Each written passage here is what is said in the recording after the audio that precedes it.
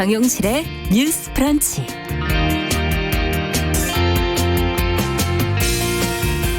안녕하십니까. 아나운서 정용실입니다. 코로나19 확진자 수가 감소세를 보이고 있습니다. 지난주에는 신규 확진자보다 완치자의 수가 더 많아지는 이른바 골든 크로스가 나타났는데요. 수치상으로는 좋은 흐름이긴 하지만 뭐든지 이때가 가장 위험한 시기일 수도 있습니다. 상황이 좀 나아지고 있다는 이런 안도감, 기대감에 방역 수칙을 지키는 일이 조금이라도 느슨해진다면 우리는 또다시 폭발적인 감염 확산의 소용돌이에 빠질 수도 있기 때문이죠. 자, 그래서 어제 대구시에서는 328 대구 운동이라는 것을 제안을 했는데요.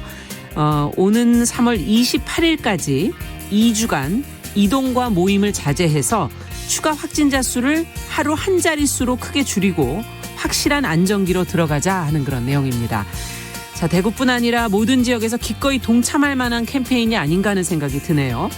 방심하지 말고 자제하면서 서로를 지켜주는 마음 당분간은 좀 잊지 않으셨으면 좋겠습니다. 3월 16일 월요일 정용실의 뉴스 브런치 시작하겠습니다.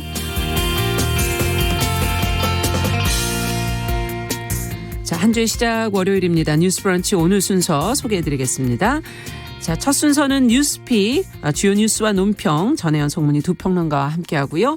그리고 월요 인터뷰 시간에는 코로나19와 관련된 조언을 저희가 계속 월요일마다 듣고 있습니다. 연세대 원주의대 예병일 교수님에게 들어보는 시간 준비하고 있습니다. 그리고 최근 미국에서 한국산 팽이버섯을 생으로 먹은 사람들이 식중독에 걸리는 사고가 있었다고 해요. 무엇이 도대체 문제인지, 또 익히지 않고 먹는다면 위험한 그런 식재료들이 어떤 것들이 있는지, 자, 건강한 식탁에서 자세히 살펴보겠습니다. 오늘도 끝까지 함께해 주시기 바랍니다.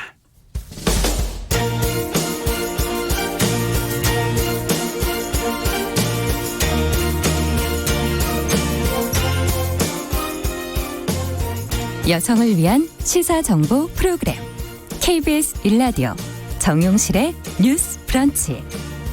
여러분의 의견을 기다립니다. 샵 9730으로 문자 보내주세요. 짧은 문자 50원, 긴 문자 100원이 부과됩니다.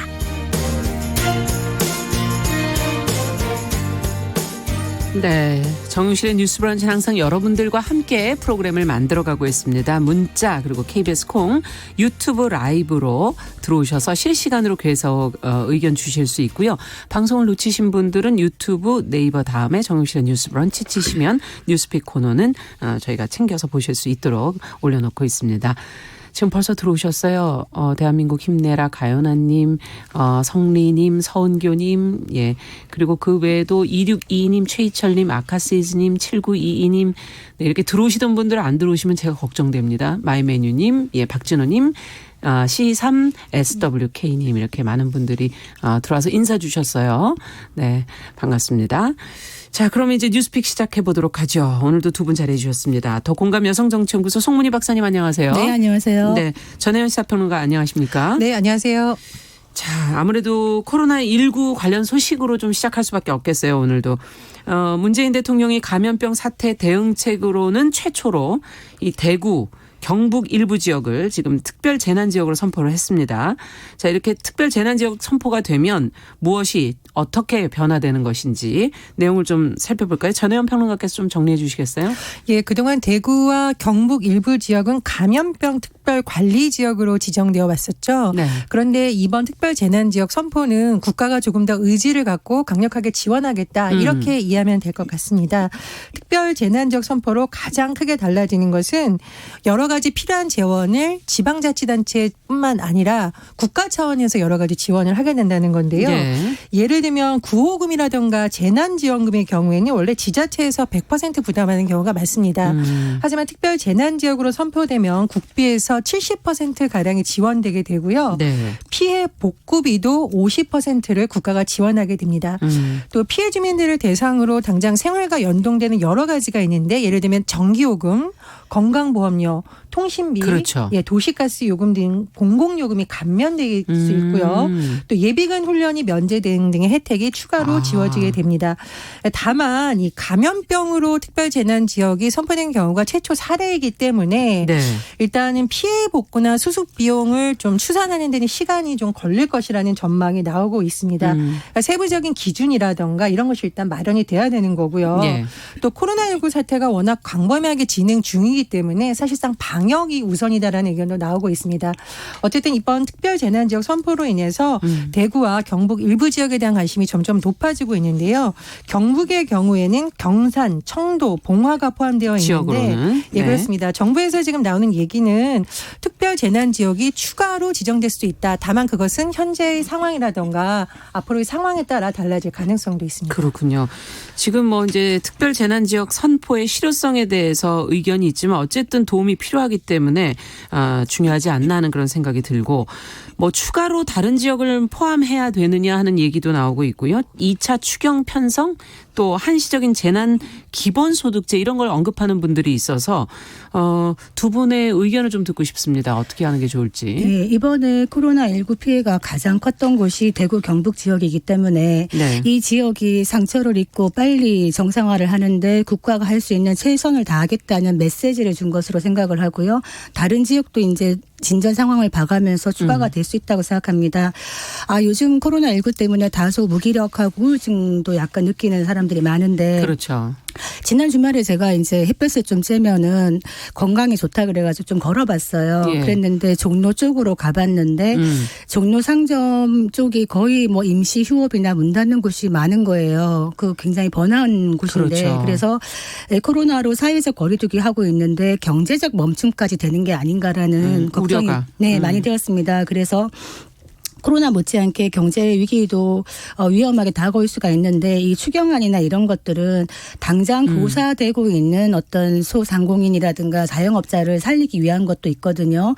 그래서 이 추경안에 대해서 현금 살포라고 비판하는 의견도 있습니다만 당장 힘들고 절망에 놓인 국민들을 다시 외면하면 그렇죠. 안 된다. 이런 말씀 드리고 싶고 한시적 재난기본소득제에 대해서도 찬반이 있습니다만 한시적으로 정말 취약한 계층에게 어떤 소득을 보전해 주는 것에 대해서는 우리가 농사 지어본 분들은 아시겠습니다만 가뭄이 들어서 논바닥이 쩍쩍 갈라지면 물 한 바가지 부어가지고는 아무리 효과가 없거든요. 그럼요. 그래서 한 바가지 한 양동이 붓는 것보다는 제대로 한번 부어줘야 이게 다시 소생을 할 수 있기 때문에 이런 측면에서 뭐 재난 기본소득이든 추경이든 뭐든 이름이 중요하지 않다. 의지가 중요하다. 이렇게 보여집니다. 네. 어떻게 보세요, 전혜연 평론가께서? 지금 대내외 경제연구원에서도 정부가 할 수 있는 모든 수단을 다 가용해야 된다는 얘기가 나오고 있는데요. 그 이유는 말 그대로 지금 상황이 그동안 겪었던 경제 위기와는 조금 다른 면을 가지고 있기 때문이라고 합니다. 어떤 예를 들면 면에서요? 예. 1997년 외환위기라든가 2008년 금융위기 같은 경우에는 말 그대로 금융 쪽에 부채 위기가 발생했던 부분이거든요. 네. 그 부분에 있어서 어떤 뚜렷한 해결책이 보인다든가 그것을 일부분 해소하면 나아갈 가능성이 빨리 보였는데 현재 같은 경우에는 코로나19가 전 세계적 금융시장에 영향을 미치고 있고요. 네. 나아가서 지금 소비뿐만이 아니라 국제 교역에 있어서도 영향을 미치는 것이죠. 그렇죠. 그렇다면 수출 의존도가 높은 우리나라의 수출에도 타격이 생기는 것이고요. 맞습니다. 소비 심리가 위축되면 생산뿐만 아니라 말씀해 주셨듯이 그 생산에 따른 소비와 관련된 여러 가지 영역에서 타격이 커지게 됩니다. 따라서 지금 이제 국회에서 일단 1차 추경이 아직 마무리가 안 됐는데 1차 추경이 좀 빨리 마무리돼서 추경에서 가장 강조되는 부분이 속도감 있는 집행이거든요. 그럼요. 무너진 이후에 집행하는 것은 큰 의미가 없다는 지적이 나오기 때문에 1차 추경은 좀 빨리 마무리돼서 시의적절하게 집행되어야 될 것으로 보이고요.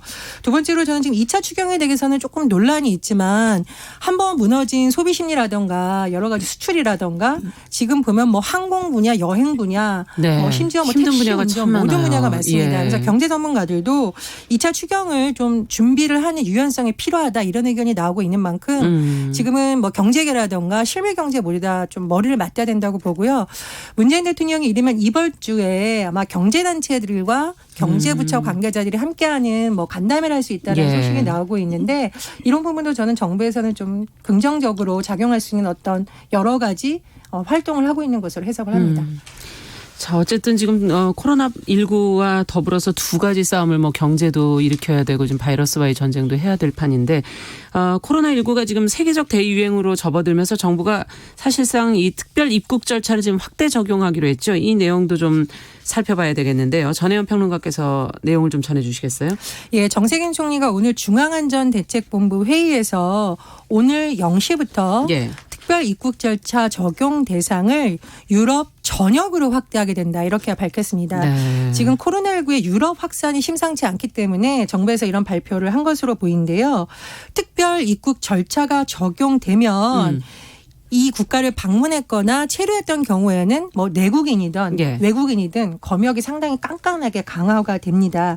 예를 들면 국내에 들어올 때 여러 가지 검역을 거쳐야 되는데 1대1로 발열 검사를 받아야 되고요. 네. 또 예를 들어 기침이라든가 가래, 인후통의 증상이 있으면 이를 또 알려야 됩니다. 검역 신고서도 확인해야 되고요. 중요한 것은 국내에서 머무른 뭐 주소, 전화번호 이런 걸 상세히 보고해야 되고 또 모바일로 이 상태를 보고할 수 있는 앱을 설치해야 됩니다. 본래 이제 이런 조치가 지난달 4일 중국 본토를 시작으로 계속 그렇죠. 확대되고 있는데요.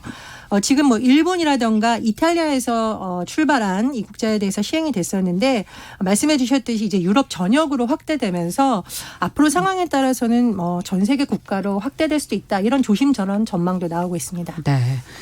자, 정용실의 뉴스 브런치 더 공감 여성정치연구소 송문희 박사 전혜연 시사평론가와 함께 뉴스픽 진행하고 있습니다. 자, 이제 코로나19 얘기는 여기까지 하고 저희 정치 얘기로 좀 가보도록 하죠. 김종인 전 더불어민주당 비상대책위원회 대표 미래통합당의 4.15 총선 선대위원장으로 뭐 영입이 되지 않겠는가 하는 보도가 지난주 있었는데 안 맞겠다라는 입장을 이제 밝힌 것으로 나왔고요. 당내에 무슨 사정이 있기에 어떻게 이렇게 정리가 된 것인지 관련 내용을 송문희 박사님께서 좀 정리해 주시겠어요?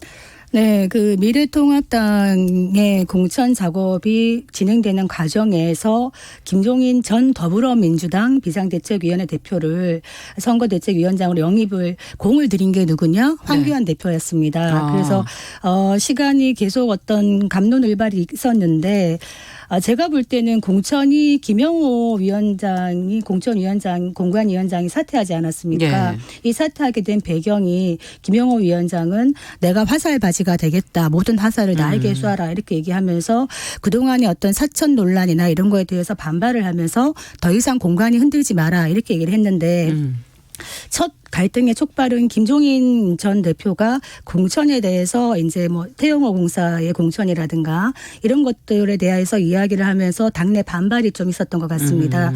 그러면서 최고위에서도 정말 지금 시점에 김종인 전 대표를 모셔오는 것이 우리에게 유효한 수가 될 것이냐 아니면 리스크를 키우는 게 될 것이냐라는 이야기가 있었는데 결국에는 김종인 전 대표조차도 나는 선대위원장으로 활동할 의사가 없다라고 얘기를 했고 좀 전에 또 속보에서 황 대표도 본인이 직접 앞으로 상임선대위 총괄선대위원장으로서 비상시구로 가겠다라고 얘기를 했습니다. 지금 모양새로 보면은 황 대표의 리더십이 도마에 오를 수밖에 없을 것 같거든요. 예. 공을 들인 김 전 대표가 들어오지 않고 지금 만약에 당내 공천에서 차기 대선의 어떤 라이벌이라고 할 수 있는 홍준표 대표가 컷오프에 반발해서 수성을에서 나온다는 겁니다. 근데 만약에 홍준표 대표가 살아 돌아온다 그러면 만약에 이번 총선에서 수도권에서 패배하고 영남권에서 홍준표 대표가 살아온다 이러면 황교안 대표의 기반은 더 약해지지 않겠나 이런 생각은 듭니다. 네. 자, 어떻게 보시는지 두 분은 지금 말씀해 주신 황교안 대표의 리더십 그리고 과연 김 전 대표를 대체할 인물은 없는 것인지 어떻게 보십니까? 지금 황교안 대표가 격전지라고 불리는 종로에 지금 본인이 출마해서 예. 우리 표현으로 선수로 뛰어야 되는 상황인데 그렇죠. 선수뿐만 아니라 감독까지 해야 되는 상황이잖아요. 이거는 본인이 원래 의도한 계획이 아니라 상황상 약간 어쩔 수 없이 한 모양새로 지금 보이는 상황입니다. 선거가 워낙 급박하게 지금 진행되고 있는 데다가 옆 동네를 잠깐 살펴보면 민주당은 이번 주 안에 어떤 비례연합 정당의 모양새를 갖추겠다는 계획이거든요. 그렇죠. 그래서 지금 사실 미래한국당이나 미래통합당 입장에서도 계속 시간을 끌 수 없는 상황이기 때문에 황교안 대표가 본인이 선대 현장을 맞는 선택을 한 것으로 보이는데요. 이 황 대표의 리더십에 대해서 자꾸 여러 가지 얘기가 나오는 이유는 황 대표와 호흡을 맞추려 했던 사람들이 계속 사퇴하거나 불화설이 나오고 있기 때문입니다. 네. 예를 들면 지난번에 한번 잠깐 언급을 했었는데요. 위성정당 역할을 하고 있는 미래한국당의 한성교 대표 같은 경우에도 사무총장을 했다가 사퇴했던 사례 저희가 한번 언급을 했었잖아요. 그렇죠. 공천 과정에서 약간의 또 잡음이 나왔다 이런 보도가 나오고 있는 거고요. 두 번째로 지금 가장 중요한 임무를 맡았던 인물이 공천관리위원장입니다. 그렇죠. 김영우 위원장 같은 경우에도 공천위원장을 사퇴했었는데 물론 뭐 일부분 언론에서 보는 명분은 이른바 친노무현계로 불리는 사람을 공천했다라는 것으로 보이지만 사실상 속내를 들여다보면 김영우 위원장이 일부 컷오프 그러니까 탈락시켰던 후보들의 어떤 요구를 받아들여서 황교안 대표가 여기에 좀 재심을 해달라 이런 부분에 갈등이 촉발됐다는 해석이 더 많거든요.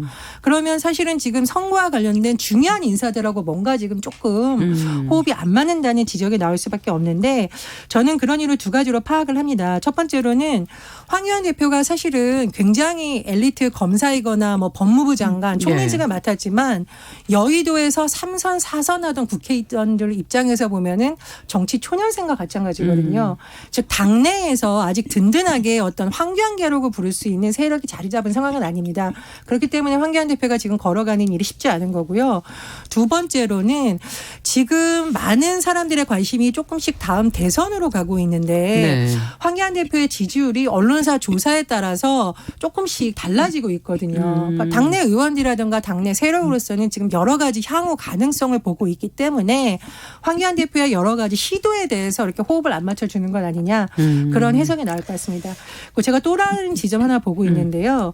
지금 새로운 보수당과 사실상 손을 잡으면서 원래 당직자들의 고용 승계를 해달라는 점을 다시 유승민 의원이 보통 강조를 했었거든요. 지금 나오는 것을 보면 새로운 보수당 출신의 당직자들의 고용 승계 문제가 아직 해결이 되지 않으면서 그러니까 본집이라고 할 수 있는 본래 자유한국당 출신 당직자들과 새로운 보수당 당직자 일각에서 약간의 신경전이 벌어지고 있다는 좀 보도도 나오고 있습니다. 그래서 미래통합당이 당명상으로서는 통합을 이뤘지만 아직까지 남아있는 여러 가지 계파 갈등이라든가 여러 가지 문제가 아직은 통합되지 않은 것으로 해석이 됩니다.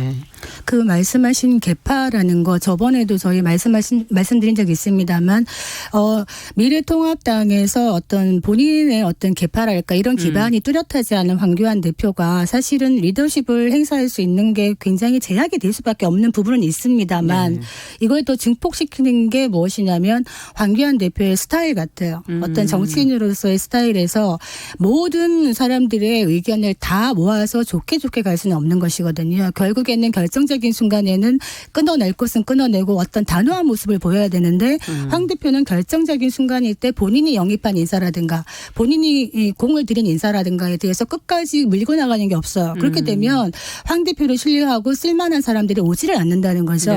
이 부분은 황 대표의 정치 스타일에서 좀 바꿔나가야 되는 부분이 아닌가 생각됩니다. 네. 자, 그러면 이제 마지막 소식 하나 더 살펴보죠. 안타까운 소식인데 입사 4주 차에 접어들었던 40대 신입 쿠팡맨이 새벽 배송에 투입이 됐어요. 근데 쓰러져서 끝내 숨졌다는 소식이 들어와 있습니다. 송문희 박사님께서 관련 내용을 좀 정리를 해 주시죠. 네, 너무 가슴 아픈 소식인데요. 입사 4주 차에 접어든 40대 신입 비정규직입니다. 쿠팡맨이 새벽 배송에 투입됐다가 쓰러져서 끝내 숨진 사고가 있었습니다. 이제 한 달 정도 되는 시점인데요. 안산에서 쿠팡맨 일을 시작한 뒤에 가족에게 고인 김 씨가 어떤 말을 했냐면 밥도 못 먹고 화장실도 못 가서 너무 비인간적이고 힘들다 이렇게 얘기를 하고 있는데 동료 쿠팡맨들의 의견에 따르면은 코로나19가 확산된 이후에 지금 배달이 많지 않습니까? 많아졌겠죠. 그래서 무리한 물량을 회사가 밀어넣었다라고 얘기를 하고 있는 겁니다. 원래 그 보통보다 한 50% 가까이 늘어난 물량을 일을 시작을 해서 하루에 최대 물량이 이제 할 수 있는 게 보통 250개라 그러면은 예. 코로나 이후에는 한 400개에서 500개를 배정받았다. 네. 그런데 우리가 왜 아파트 살면은 엘리베이터 사용할 수 있습니다만 엘리베이터 없는 빌라에 만약에 5층에 무거운 쌀을 대량으로 시킨다든가 생수를 대량으로 시키는 경우가 있지 않습니까? 그러면 굉장히 힘들죠. 그렇죠. 그래서 아마 과로사한 게 아닌가라고 지금 주장을 하고 있습니다. 네. 자, 지금 뭐 코로나19 사태로 사실 정말 가장 노동량이 늘어난 사람들이 배송원들이 아닐까. 지금 뭐 쿠팡만이 아니라 여기저기도 마찬가지일 텐데 업체 측도 뭐 나름의 대처를 하고 있다고 하는데 배송원들이 감당하기엔 좀 너무 힘든 상황이 아닌가 하는 생각이 들고 결국 이제 사고가 이제 발생을 했어요. 뾰족한 대책이 지금 딱 나오고 있질 않아서 좀 더 안타까운 상황인데 두 분은 어떻게 보십니까? 그러니까 지금 어떤 산업이 성장하면 반드시 거기에 대한 근로자들이라든가 노동자들의 어떤 근무 환경에 대한 문제가 대두가 돼야 되는데 예.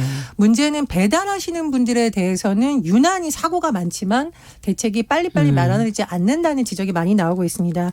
예를 들어 최근 코로나19 때문에 집에서 배달을 시키는 경우가 굉장히 많다고 하는데요. 그렇죠. 일부 업체의 경우에는 평소보다 3배, 어떤 업체는 5배가 주문이 늘었다고 하거든요. 근데 문제는 뭐냐면 정규직이든 비정규직이든 그 일을 감당해야 되는 노동자들의 안전 문제에 대해서는 지금 잘 대책이 안 된다는 거죠. 그렇다면은 이 쿠팡 사례뿐만이 아니라 앞으로 좀 유사한 안전사고가 일어나지 않을까라는 지금 우려가 제기되고 있는 걸로 보이고요. 또 하나 제가 좀 드리고 싶은 말씀은 우리나라의 빨리빨리 문화가 참 긍정적인 면도 많습니다. 사실은 뭐 여러 그렇죠. 가지 뭐 인터넷이 발달되는 데에도 우리나라 국민들이 빨리 다운되는 것을 원하기 때문에 초고속 인터넷이 나왔다 이런 말도 있거든요. 예. 물론 긍정적인 작용도 있습니다만 배달을 빨리 해주는 것을 우선시하는 문화가 자리 잡다 보니 운전자들이라든가 배달원들의 어떤 삶의 질은 점점 떨어진다는 지적은 계속 나오고 있어요. 일례로 이번 사건이 발생하기 이전에 예전에 뭐 피자라든가 중국 음식 몇 분 안에 배달 못하면 업체에서 환불해준다 이런 정책을 쓴 적이 있습니다. 예. 굉장히 인기를 끌었어요. 이런 기간에 어떤 사고가 일어나냐면은 18세에서 24세의 청년 오토바이 배달하는 사람들이 계속 사망하거나 심지어 면허가 없는데도 주인이 무면허 운전을 시켜서 운전하다가 사고가 나는 경우가 있었는데 그렇군요. 정규직이 아니다 보니 치료를 받는 과정에서도 업체 측의 보상이라든가 그렇죠. 산재보험 같은 게 제대로 적용이 안 돼서 큰 문제가 되고 있거든요. 이런 문제도 같이 봐야 되고요. 우리가 요즘 라이더들 얘기하잖아요. 네. 굉장히 유명한 배달업체. 지금 라이더들 같은 경우에도 전국적으로 자꾸 조직이 만들어지는 이유가 뭐냐면 안전 문제 때문이거든요, 사실은. 그래서 어떤 산업이 성장하는 것은 뭐 굉장히 또 뭐 여러 가지 일자리를 창출하거나 이런 효과가 있습니다만 그 이면에서 근일이 발생하는 근로자들의 취약한 안전 문제에 대해서는 다시금 돌아보고요. 지금 국회가 선거 때문에 사실 굉장히 정신이 없지만 21대 국회가 출범한 이후에는 이런 부분도 여야에서 머리를 맞대고 어떤 법안이라든가 그렇죠. 뭐 근로계약서 문제라든가 이런 부분이 좀 해결돼야 될 것으로 보입니다. 네. 그러니까 우리가 뭐 과로사회라는 얘기를 하면서 어떻게 하면 변화할 수 있을까 고민을 하는데 특히 뭐 특수고용 노동자라든가 노동의 사각지대에 있는 분들이 많습니다.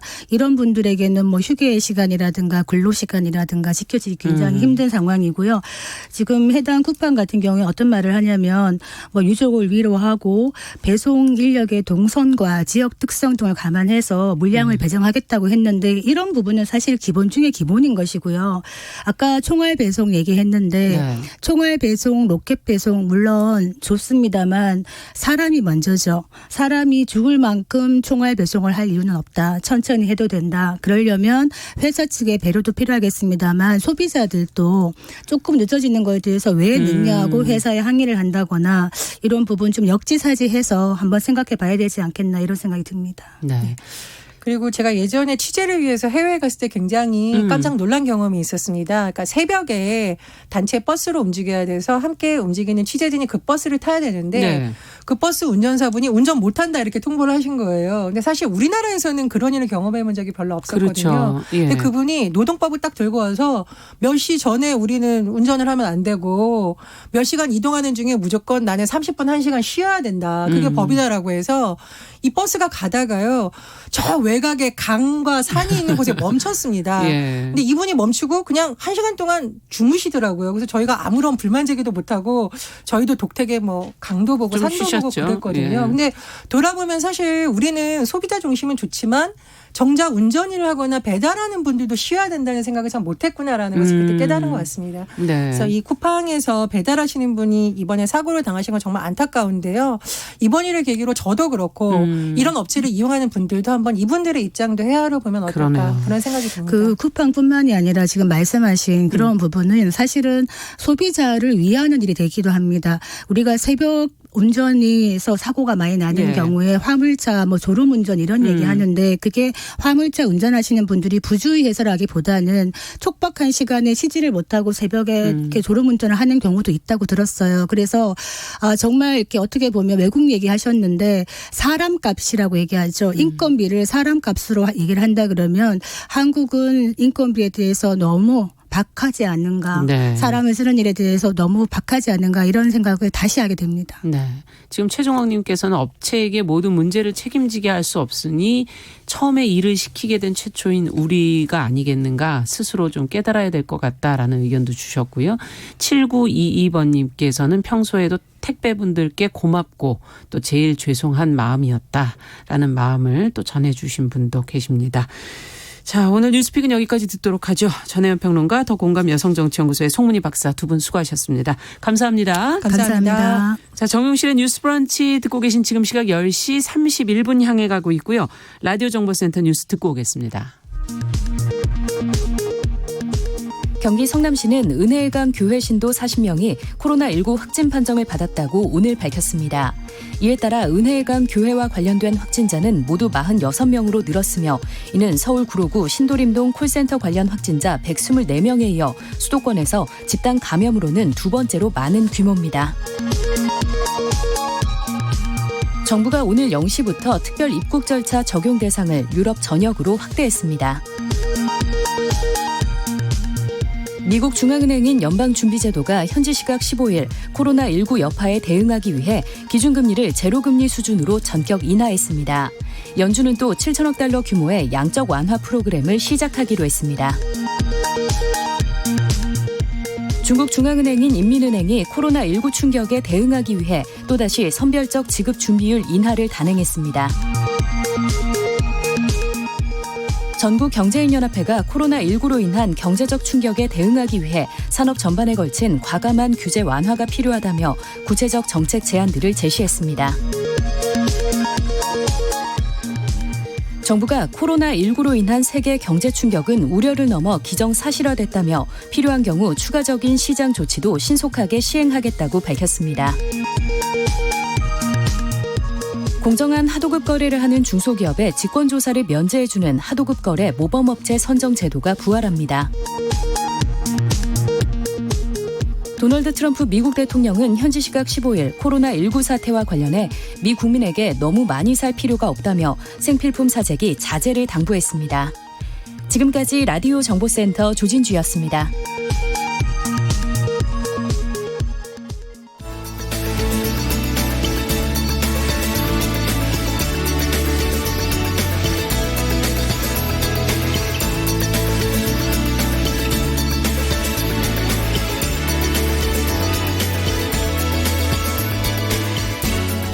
세상을 보는 따뜻한 시선 KBS 일라디오 정용실의 뉴스 브런치 매일 아침 10시 5분 여러분과 함께합니다. 네, 정용실의 뉴스 브런치 듣고 계신 지금 시각 10시 33분 넘어서고 있습니다. 자, 코로나19 얘기를 조금 더 해보죠. 코로나19 오늘 지금 총 누적 확진자는 8,236명. 환자 수가 며칠 전부터 감소세로 좀 돌아섰습니다. 앞서도 말씀을 드렸지만 완치 판정받아 퇴원하시는 분들 숫자가 새로운 확진자 수보다 많아지는 골든크로스를 나타내기도 했고요. 하지만 나라 밖의 상황을 보면은 세계보건기구는 지금 팬데믹 세계 대유행을 선언을 했습니다. 지금 앞서도 말씀드린 유럽에서 지금 많이 나오고 있고요. 확진자 또 이란 등에서도 환자가 급격히 늘어나고 있습니다. 그래서 오늘 코로나19와 관련된 소식을 연세대학교 원주의과대학 예병일 교수님과 함께 자세히 좀 살펴보도록 하겠습니다. 전화로 만나봅니다. 안녕하십니까, 교수님? 네, 안녕하십니까. 네. 어느덧 벌써 코로나19 첫 환자 발생한 지가 2달이 돼가네요. 네. 예, 전 국민이 감염병에 신경을 쓰다 보니 시간이 어떻게 지나갔는지 모를 정도이기도 하고요. 네. 초기에는 중국만의 문제로 좀 생각을 했었는데 이제는 네. 미국, 유럽, 이란 등 네. 코로나19가 맹위를 떨치고 있는 것 같은데 네. 우리나라 상황을 본다면 어떻습니까? 코로나19 기세가 조금 꺾인 거 아니겠는가 하는 기대를 해보는데 어떻게 보세요? 네, 우리나라가 이제 한 2, 3주 전에 워낙 환자가 많이 발생했으니까 예. 지금 요 정도 이렇게 기세가 꺾인 것만으로도 다행이라고 할 수 있는데 예. 근데 사실 이 지금 WHO에서 전 세계 팬데믹, 그러니까 대유행을 선언했다는 이야기는 예. 이 세계가 다 문제거든요. 그러니까 우리나라 경우에 이제 어제 오랜만에 23일 만에 100명 이하로 떨어져서 이제 조금씩 떨어지고 있는데 예. 다른 나라가 다 같이 해결이 돼야 됩니다. 네, 그러니까 우리만 환자 그래서 서로 깨끗해지면, 교류를 하니까요. 공항에서 네. 열심히 맞고 이래야 되는데 이게 잠복기 문제도 있고 무증상 감염도 있고 하니까 이게 다른 데도 같이 줄여야 되니. 예. 그래서 계속 우리는 조심해서 발생 환자를 줄여가야 될 것이고 그렇죠. 다른 나라도 같이 줄여야 되는데 현재 봐서는 빨리 해결될 것 같지 않고 이제 기대하기로는 4월 초쯤에 이제 약이 시판되지 않을까. 지금 많은 분들 연구하고 계시니까. 예. 네, 기대를 하고 있을 뿐이죠. 계속 네. 조심하셔야 됩니다. 그렇군요. 네. 며칠 전에는 트럼프 미국 대통령이 검사를 받느냐 마느냐 하다 검사를 받아서 음성 판정이 네. 나오지 않았습니까? 네. 미국 지금 환자 수가 급격히 지금 늘고 있다는 보도 계속 나오고 있는데 네. 그런 와중에 뉴욕타임즈에서는 마스크는 쓰지 않아도 된다 이런 기사가 나왔다고 전해져요. 우리 경우는 지금 마스크 때문에 대란이라고 할 만한데 네. 왜 이거 어떻게 받아들여야 되는 겁니까? 미국의 네, 경우는? 제가 사실 그 기사를 우리나라 신문에서 보고 바로 뉴욕타임즈 찾아봤거든요. 예. 그런데 이제 미국에서 마스크가 그리 중요하지 않다라는 이야기는 사실 코로나 초기부터 나왔었습니다. 그래서 왜 그런 이야기를 예. 했는지 정확한 의미를 알기는 어려운데 네. 만약에 미국에서 전 국민 마스크 쓰라라고 한다면 우리보다는 훨씬 더 큰 문제가 생길 거고요. 그렇죠. 네, 생산량이 전 세계 생산량이 못 따라가니까. 예. 그리고 이제 어제 우리 시간으로 어제 나온 기사가 네. 그러니까 3월 1일에 나온 기사를 업그레이드해서 어제 발표했는데 이 코로나19가 문제가 되니까 이제 일반인들한테 권장한 내용입니다. 네. 병이 나면 집에 있어라. 그러니까 나와서 돌아다니면 다른 사람한테 더 전파되니까 집에 있으면서 119를 불러서 병원에 가라. 이제 우리가 선별 진료소를 개인차 타고 가라는 거하고 비슷하죠. 예. 그다음에 비누로 손을 씻어라. 그다음에 정보에 귀를 기울여서 올바른 정보를 받아들여라. 예. 그다음에 어린이들은 집에 얌전히 있고 독감 예방 접종은 지금이라도 받아라. 아마 여기 감별 진단하려고 그러고요. 그렇군요. 그다음에 마스크는 비축하지 말라. 그다음에 음식과 약은 미리 좀 준비해 두고 주식 시장에 대해서는 한숨 쉬고 기다려라. 네, 예. 이거 오르락내리락 할 테니까 기다려. 그냥 마음을 편히 먹으라는 얘기군요. 네, 어제 권장사항을 발표했습니다. 네, 지금 사재기도 상당히 있다고 그러는데 음식과 약은 또 미리 준비하라 그러네요. 네. 어쨌든 미국에서도 지금 마스크 생산량, 비축량이 문제가 있을 것 같다는 예상을 하는 것 같은데 네. 비축하지 말라는 건 결국 그런 차원에서 하는 얘기라고 받아들여야 될까요? 사실 이 기사를 쓸 당시에 예. 미국의 환자 수가 1,297명이었고요. 예. 35명이 세상을 떠난 상태였습니다. 근데 지금 이 환자 수 이틀 사이에 급격히 늘어가지고 네. 3,000명 정도 됐거든요. 그렇죠. 미국이.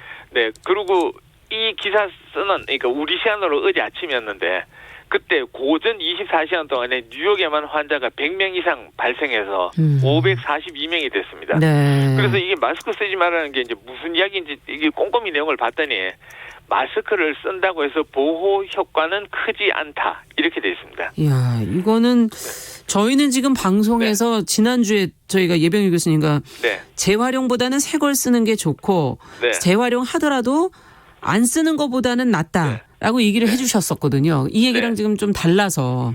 네. 그런데 이제 주의하셔야 될 게 마스크를 쓰는 게 쓸모없다라고 하지 않았거든요. 그러니까 보호 효과가 생각보다 크지 않다. 크지 않다. 네네. 아. 근데 이 잘 생각해 보면 텔레비에 이제 우리가 볼 수 있는 우리나라 의료진들이 네. 우주복 비슷한 걸 입고 나오시잖아요. 그럼요. 이제 그분들은 마스크를 안 했는데 이유가 뭔가 뭐 우주복이 마스크보다 훨씬 효과가 좋은 거죠. 아예 전체를 다 가리시는 거잖아요. 네. 예. 그래서 이제 그러니까 우주인들이 달나라갈 때 입는 옷 그게 가장 방어가 잘 되고요. 그 다음으로는 예. 이제 의료진들이 입고 있는 우주복 비슷하게 생긴 옷 그렇죠. 이게 잘 되고. 네. 그런데 이제 뉴욕 타임즈 주장은 일반인들이 그런 걸 입을 수는 없으니까 이제 마스크를 쓰는데 마스크를 잘 쓰는 게 아주 어려워서 끈 조절하든지 아니면 마스크 위치를 이렇게 밀착 잘 시키든지 또 이게 쓰다 벗었다 할 때 손으로 요 자꾸 만지게 앞부분 건드리지 되니까. 말고 네. 예. 그렇기 때문에 마스크를 구해서 비축하려고 노력하는 것보다는 그거보다는 손을 비누칠해서 씻는 게 더 중요하다. 이런 뜻으로 받아들여야 되겠습니다. 네, 참 어려운 얘기인 것 같아요. 저희가 네. 생각하는 것과 달리. 어쨌든 청취자 여러분께 정리는 해드려야 돼요. 이런 애매한 보도를 전달할 때는 네. 마스크를 쓰지 않아도 된다는 얘기는 아닌 거잖아요. 그죠? 네네.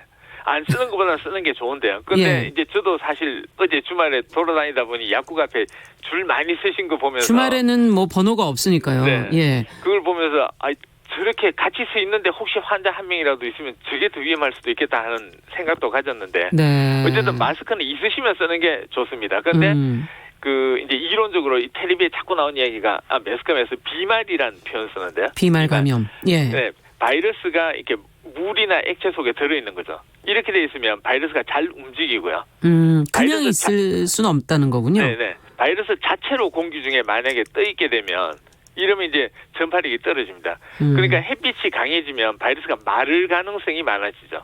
그러니까 물기가 증발할 테니까. 예. 그러면 이제 전파력이 떨어지는데 이 마스크 이야기는 뭔가 하면 미국에서 이 뉴욕 타임즈 이야기가 마스크를 손으로 건드리면 이 습기 같은 게 우리가 숨을 쉬면 습기가 차지 않습니까? 네. 이 습기 같은 게 차 있으면 바이러스가 습기 때문에 옮겨갈 가능성이 많다. 그래서 마스크를 쓸 때는 무지하게 주의를 해야 되는데 그게 참으로 어려우니까 이제 쓰는 게 보호 효과가 크지 않다 이런데 이 우리하고 이제 이야기가 조금 달라. 우리는 무조건 쓰라는데 보호 효과가 크지 않다 이 이야기를 왜 했을까 네. 하면 혹시 마스크가 부족해서 이런 말 한 게 아닌가 싶은 생각도 들기는 하는데 사실 미국에서는 이 코로나19 유행할 때부터 계속 이런 이야기 해오고 있었습니다. 그렇군요. 네. 네.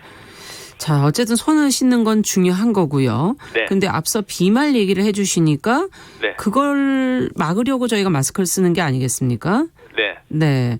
근데 손을 씻는 과정에서도 혹시 거기도 물이 있으니까 물이 그게 네. 또 얼굴 쪽으로 향해서 튀면 네. 그것도 감염되는 거냐 이런 생각이 드네요. 네, 그래서 비누칠을 잘 하셔야 됩니다. 그러니까 바이러스는 요 표면이 지질과 단백질로 구성되어 있는데 예. 이 손을 씻을 때 비누칠하면 비누에 들어있는 성분이 이게 바이러스 표면에 있는 지질하고 단백질을 부수는 효과가 있습니다. 네. 그래서 비누칠을 잘하면 이제 그 자체로 바이러스가 죽어버리니까 사멸되니까 상관없다. 네, 효과가 좋습니다. 네. 자, 그렇다면 뭐 마스크가 크지 않다라고 이렇게 말하는 미국의 보도에는 그럼 일반인들은 어떻게 하라는 건가요? 예방법을. 그러니까 이제 전 세계가 지금 마스크 부족 현상이 생겨날 텐데요. 만약에 근데 없다. 그러면 어떻게 네. 해야 될까요? 없다 그러면 이제 미국 보도만 봐서는 효과 크지 않으니까 증상 없는 분들은 그냥 다니셔라 이렇게 돼 있거든요. 네. 의료진들만 쓰라 이렇게 돼 있는데 그래도 불안하신 분들은 예. 이제 권장을 하나 하자면 그 셀로판지 같은 걸로 이렇게 예. 투명한 셀로판지로 얼굴을 가지고 다니시면 됩니다. 그러면 비말 튀는 거는 막을 수 있고요. 예. 또 숨 쉬는 거는 이게 셀로판지로 앞을 가리면 이 턱 아래 부분이 뚫리게 되잖아요. 예. 뚫리게 되니까 이쪽으로 숨을 쉴 수가 있는데 바이러스가 이게 비말이 숨 쉬는 힘으로 이 얼굴을 가려놨는데 턱 밑에서부터 올라올 확률은 아주 떨어집니다. 아. 네. 그래서 이 마스크만 쓰면서 안경이나 고글 안 쓰시는 것도 사실은 모순이거든요. 네. 왜냐하면 안경이나 고글은 눈으로 감염된다는 논문이 나와 있으니까 눈으로 이게 확률은 코보다 훨씬 떨어지지만 눈으로도 감염된다는 논문이 나와 있으니 안경을 쓰시는 게 맞거든요. 그러니까 예. 완벽하게 하려면. 그러네요. 근데 그거보다는 그냥 앞에 셀로판지로 얼굴 앞을 쫙 가려놓으면 아. 그러면 비말 튀는 건 다 막을 수 있고 숨 쉬는 거는 턱 밑으로 공간이 쉴수 있으니까 있고. 들어오고 그다음에 바이러스 자체는 이게 아래쪽에서 위로 올라오기가 힘드니까. 예. 네, 그러니까 이 예방 대안으로. 효과를 가질 수 있습니다. 그런데 이제 모기에 익숙하지 않은 게 그게 또 좀 미용상의 문제는 되겠죠. 네, 일반상. 저희 뭐 그 산책하실 때 여성분들 얼굴 다 가리는 거 있거든요. 모자가. 네. 예, 네. 그거라도 쓰시면은 안전하겠네요. 조금이라도. 네. 알겠습니다. 오늘 코로나19에 관한 정보 제대로 좀 저희가 점검을 해봤습니다. 가장 중요한 건 일단 손을 잘 씻는 것이라는 거는 뭐 이구동성 똑같은 얘기네요. 네. 네, 연세대학교 원주 이과대학 예병일 교수님과 함께했습니다. 감사합니다. 네, 감사합니다.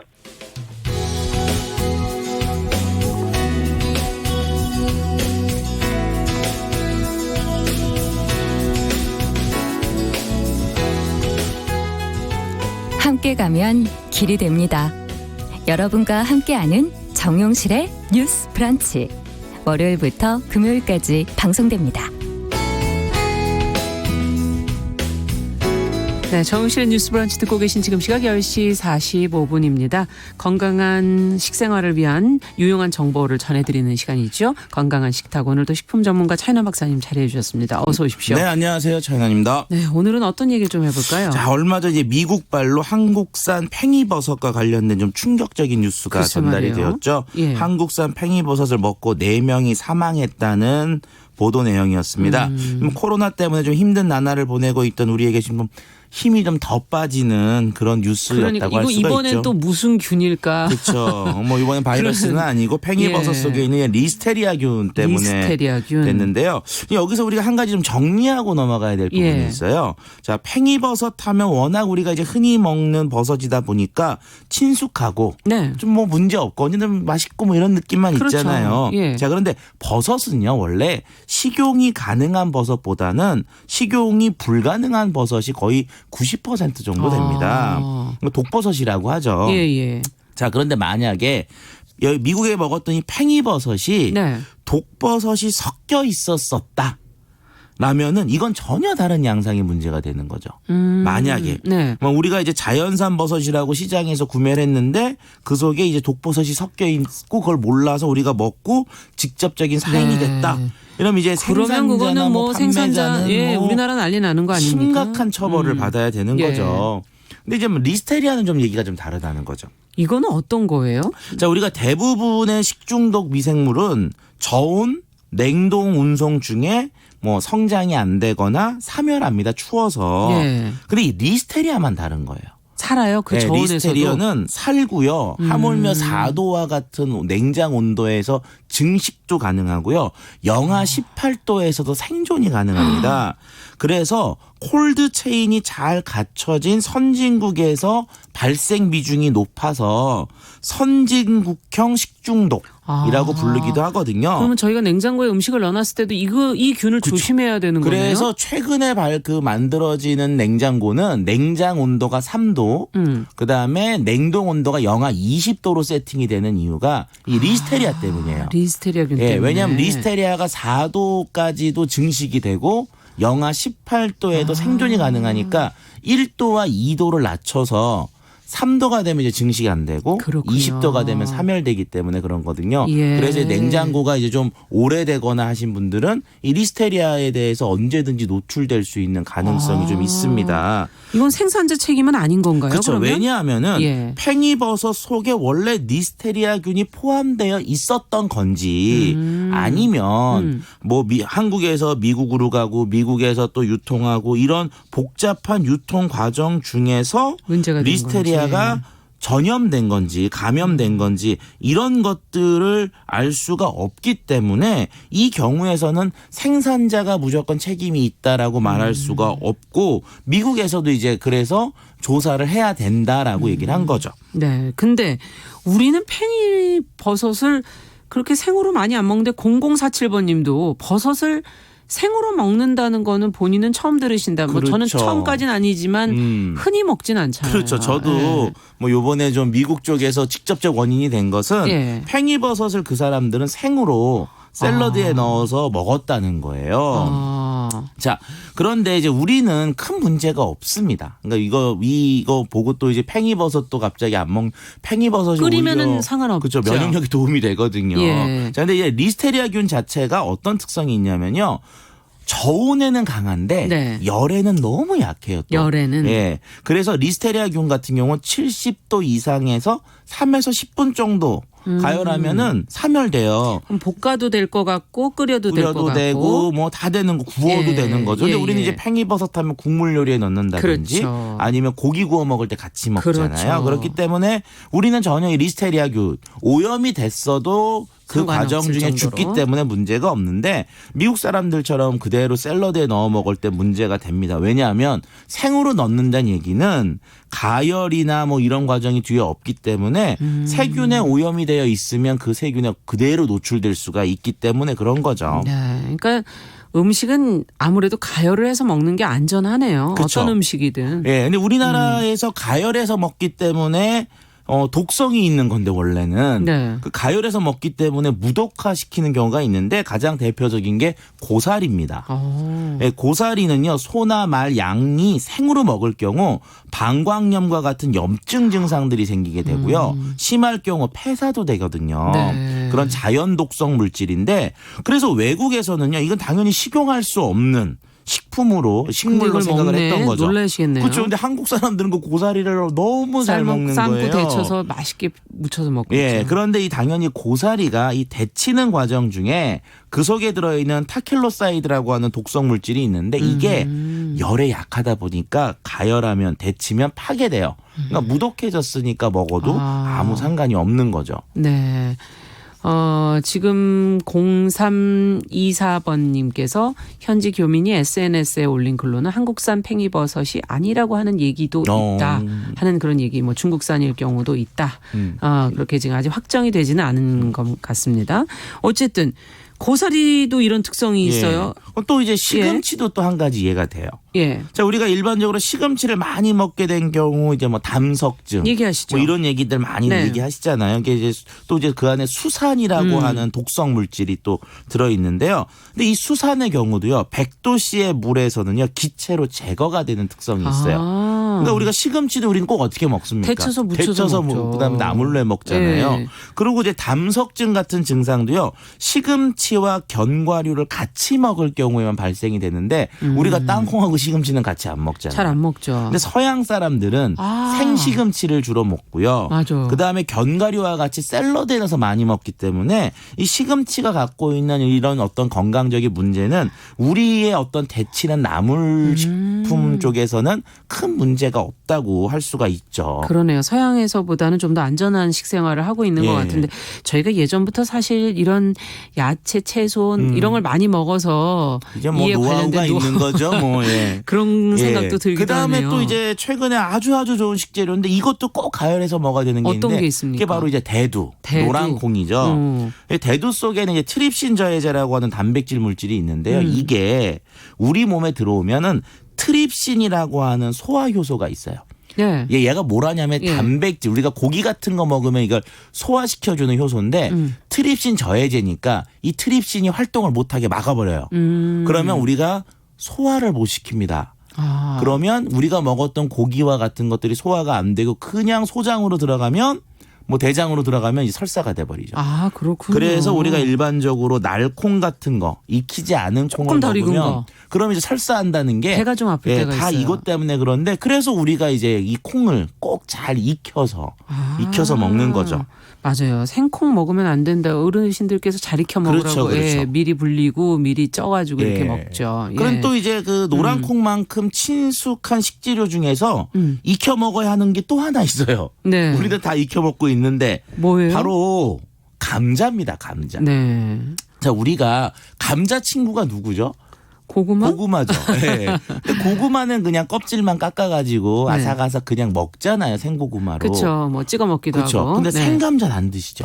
그러네요. 그렇죠. 생감자는 왜 안 가끔 뭐 먹을까요? 치료로 뭐 드신다고 그러는 분도 있는데 거의 예. 드시는 분이 없죠. 자, 그건 뭐냐면 이 감자를 구성하고 있는 저항 전분 때문에 그런 건데요. 저항 전분. 예, 감자를 구성하는 전분은요, 90% 이상이 저항 전분이에요. 근데 저항 전분이 뭐냐? 그러면 저항 그러니까 뭔가에 막 덤비는 거잖아요. 이게 예. 우리 몸 속에 소화 효소의 저항성을 갖고 있는 전분이라서 결국 이걸 우리가 먹으면 소화 효소의 저항을 갖고 있기 때문에 소화를 못 시켜요. 결과적으로 감자를 그냥 먹으면 소화불량이 걸리는 거죠. 뭐 설사나 복통, 그렇군요. 그다음 뭐 배가 이제 아프고 경련 이런 네. 것들이 일으키게 되는데 이 감자도 우리가 익히게 되면은 너무 더 포실포실 맛있는데. 그렇죠. 너무 맛있죠. 저 냉장고에도 좀 몇 개 있는데. 자, 이렇게 익히게 되면은 예. 이 저항 전분의 저항성이 급격히 사라져 버려요. 신기하다. 그렇기 때문에 이제 쪄서 또는 뭐 구워서 또는 튀겨서 먹게 그렇죠. 되면은 얘네들이 이제 저항성을 잃게 되니까 소화가 잘 되니까 우리가 아무 이상이 없는 거죠. 이야, 참. 그러니까 결론적으로 말씀드리면 우리가 먹는 대부분의 이제 채소류들은 원칙적으로 자기를 보호하기 위한 방법들을 다 갖고 있거든요. 아, 그래서 그런 게 생기는 거군요. 그래서 우리가 그냥 얘들을 먹었을 경우에는 얘들이 갖고 있는 그 자연 독성 물질들, 우리 입장인 거죠. 그렇죠. 그러니까 뭐 채소나 이런 뭐 이 감자 같은 예. 걸 봤을 때는 뭐 그냥 자기네들은 자기네 길을 가고 있는데 우리가 먹었을 때 해가 되니까. 되니까 우리는 독이라고 얘기를 하지만 결과적으로 이런 자연독 성분들을 갖고 있기 때문에 그냥 날로 먹는다든지 할 경우에는 언제나 문제가 발생될 소지가 있습니다. 그렇군요. 그런데 이제 이런 것들을 익히거나 또는 네. 요리해서 먹으면 독성이 이제 약해지게 되는 거죠. 그래서 네. 요즘처럼 이제 면역력도 좀 문제가 되고 날씨가 조금 이제